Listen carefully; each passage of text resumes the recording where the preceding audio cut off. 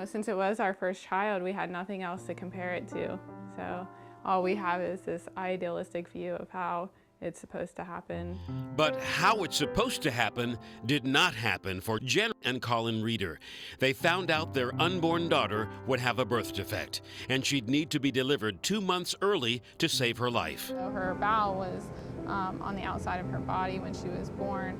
Nationwide Children's Hospital pediatric surgeon Dr. Donna Caniano would have to perform not one, but 2 surgeries to fix Sophie's birth defect. Gastroschesis is a relatively common congenital problem. Here at Children's, we see a new baby born with it about once or twice a week. She's probably 2 or 3 weeks old before we could hold her, but she was pretty tiny. Why don't we do the medium flow then, and then we go with that? What a difference 3 months makes. Sophie is gaining weight, but because of her birth defect, she's still struggling with what comes naturally to most babies, eating from a bottle. Most of her nutrition comes from this feeding tube. How are you? Pediatric gastroenterologist Dr. Jane Ballant helps figure out the magic eating formula for babies like Sophie. Each one is different.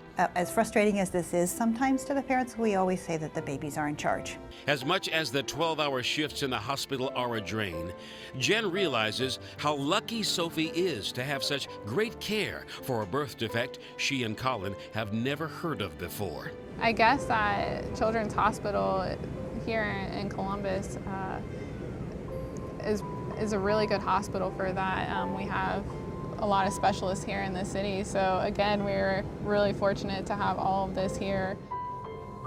The next day, Sophie's dad, Colin, is with his daughter. He's helping her process her food, looking forward to the day she won't need all this equipment attached to her. When she gets home and we get into a routine, and it's only Jen and me that are feeding her, then they think that she'll take off from there and that she won't need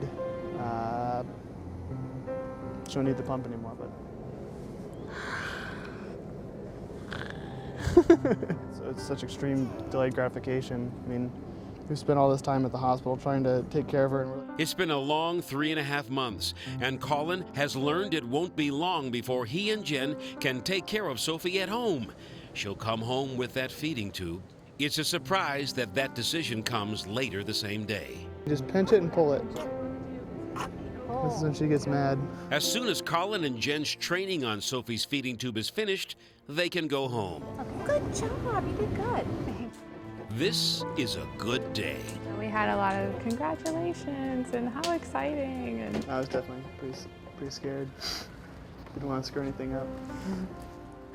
yeah, I was just overwhelmed, like Colin was saying, just really excited and really happy, but also just nervous. The nervous feelings have calmed a few days later as Jen and Colin settle into a home routine with little Sophie. They've had to replace that feeding tube. The first few days, she pulled it out like 3 or 4 times. The days are full, watching what amazing new baby skills Sophie is learning. And I don't think there's words to say like how amazing or joyful or exciting it all is. What we would like to try to do is get her feeding more, less on the pump. Her doctors will see her frequently until she's eating like any other baby without gastroschesis. How long will that be? That's really hard to know. There isn't a clear-cut answer, and that's, I think, one of the challenges for families. The idea that things are all better now is untrue, but it's far better than having her in the hospital. And so it's something where, yes, this is a milestone, but this is not like the resolution. When Sophie can shed all of this equipment, that's when these new parents say they'll really feel the journey is over. We are lucky beyond the fact that they were able to save Sophie, but we are also lucky because all of these experts, all the people that are at the top of their field, were able to just happen to be the ones on the job for Sophie. But she doesn't have a belly button, which apparently is pretty traumatic, I guess, for young kids. I think beyond that, she will hopefully live a pretty normal life.